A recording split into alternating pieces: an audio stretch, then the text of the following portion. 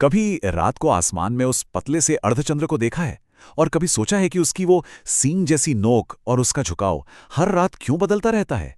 आज हम इसी के पीछे का विज्ञान समझेंगे और वो भी प्राचीन भारतीय खगोल विज्ञान की नज़र से।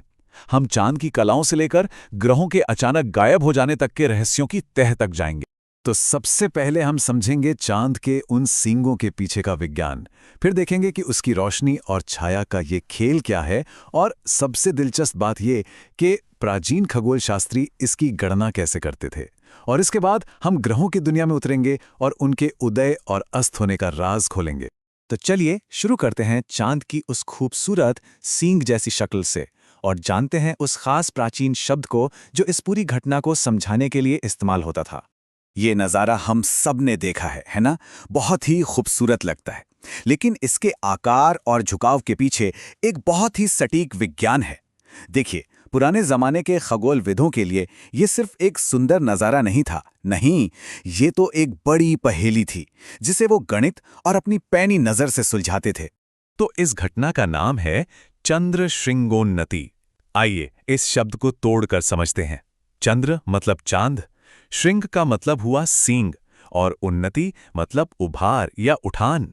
तो देखा, ये सिर्फ कोई कविता नहीं थी, ये तो एक तकनीकी शब्द था, एक खास खगोलीय गणना का विषय।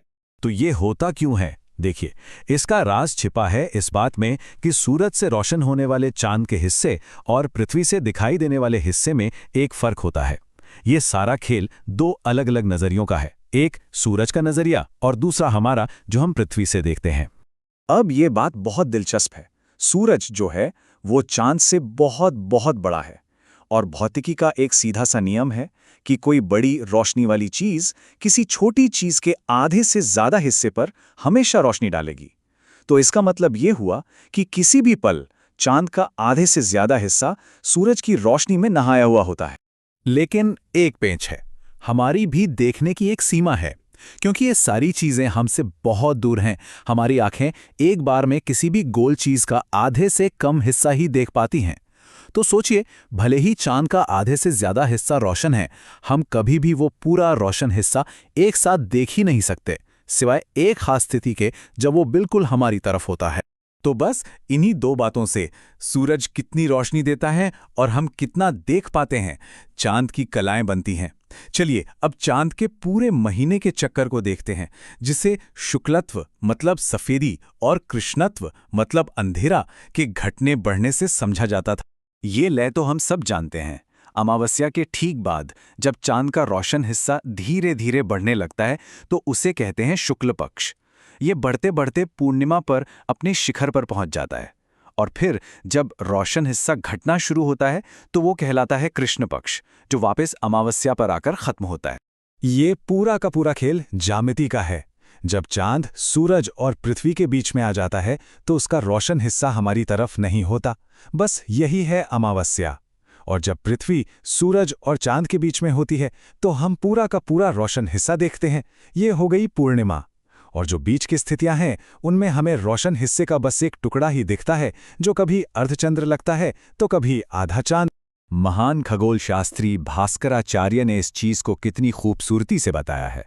उन्होंने कहा कि चांद का जो हिस्सा सूरज की तरफ है वो रोशनी से चमकता है, और दूसरा हिस्सा अंधेरे वाला वो किसी युवती के काले बालों जैसा श्याम है। देखिए, ये सिर्फ विज्ञान नहीं था, ये तो कविता थी।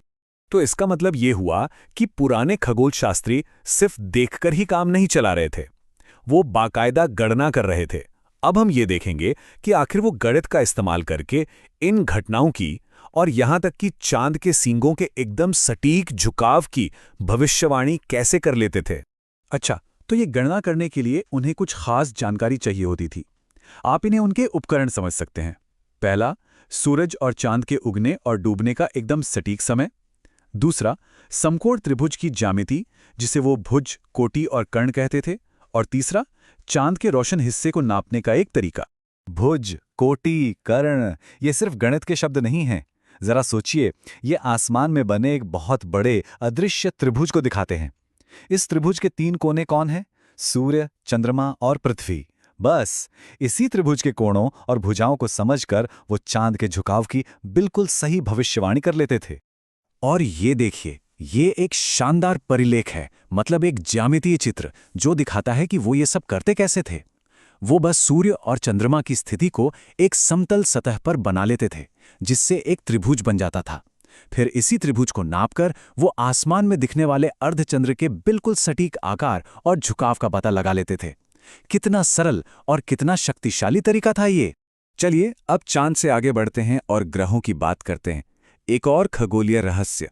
ग्रहों को पुराने जमाने में घुमंतु भी कहते थे, क्योंकि वो तारों के बीच घूमते हुए से लगते थे। लेकिन कभी-कभी वो पूरी तरह गायब भी हो जाते थे। तो सवाल यही है कि भाई ऐसा क्यों होता है? कोई ग्रह जो हर रात दिख रहा है, वो अचानक हफ्तों या महीनों के लिए गायब क्यों हो जाता है और फिर उतने ही रहस्यमय तरीके से वापस भी आ जाता है? आखिर माजरा क्या है? देखिए, प्राचीन खगोलविदों ने इसके 3 बड़े कारण बताए। पहला तो सीधा साधा है, रोज का उगना और डूबना। दूसरा कारण है सूरज की तेज चकाचौंध, जो अपने पास की चीजों को देखने ही नहीं देती। लेकिन जो असली खगोलीय राज है वो तीसरे कारण में छिपा है, और उसका नाम है कालांश। कालांश को आप सूरज के चारों ओर एक अदृश्य क्षेत्र की तरह समझ सकते हैं, और ये हर ग्रह के लिए अलग अलग होता है। ये वो कम से कम दूरी है जो एक ग्रह को सूरज से बनाकर रखनी पड़ती है ताकि वो उसकी चकाचौंध में खो न जाए। अगर कोई ग्रह इस क्षेत्र के अंदर चला गया तो समझ लीजिए कि वो हमारे लिए अस्त हो गया, भले ही वो आसमान में मौजूद हो। अब ये समझना कि कोई ग्रह इस कालांश में कब घुसता है और कब बाहर निकलता है, ये सारा खेल सापेक्ष गति का है। आप इसे सूरज की गति और ग्रह के अपनी गति के बीच की एक रेस की तरह देख सकते हैं। यहाँ एक मजेदार बंटवारा है। कुछ ग्रह हैं जो सूरज से धीरे चलते हैं, जैसे मंगल, बृहस्पति और शनि। तो होता यह है कि सूरज उन्हें पीछे से पकड़ता है और आगे निकल जाता है। इसीलिए ये ग्रह पश्चिम में अस्त होते हैं और फिर बाद में पूर्व से निकलते हैं। और दूसरी तरफ है तेज चलने वाले ग्रह, बुध, शुक्र और हाँ, हमारा चांद भी। ये सूरज से आगे निकल जाते हैं, इसलिए ये पूर्व में अस्त होते हैं और फिर पश्चिम में दोबारा दिखते हैं। ये आरेख इसी गतिशील रिश्ते को दिखा रहा है। सब कुछ इस पर निर्भर करता है कि सूरज के मुकाबले ग्रह कहाँ हैं और कितनी तेजी से चल रहा है। ये एक लगातार चलने वाला खगोलीय नृत्य है, जिसके नियमों को प्राचीन विचारकों ने बहुत पहले ही समझ लिया था। तो आखिर में हम क्या देखते हैं कि चांद के सींगों के झुकाव से लेके ग्रहों के गायब होने तक ये कोई जादू या रहस्य नहीं था। इन सबको अवलोकन, सटीक ज्यामिति और सापेक्ष गति के सिद्धांतों को गहराई से समझकर सुलझाया गया था। ये इस बात का सबूत है कि प्राचीन ज्ञान प्रणालियों में कितना वैज्ञानिक परिष्कार मौजूद था। और ये हमें एक सवाल के साथ छोड़ जाता है। आज हम जिन वैज्ञानिक अवधारणाओं को आधुनिक कहते हैं, उनमें से और कितनी ही बातें होंगी जिनकी जड़ें इन प्राचीन ज्ञान प्रणालियों में छिपी हों, जिन्हें हम शायद आज फिर से खोजना शुरू कर रहे हैं। है ना सोचने वाली बात?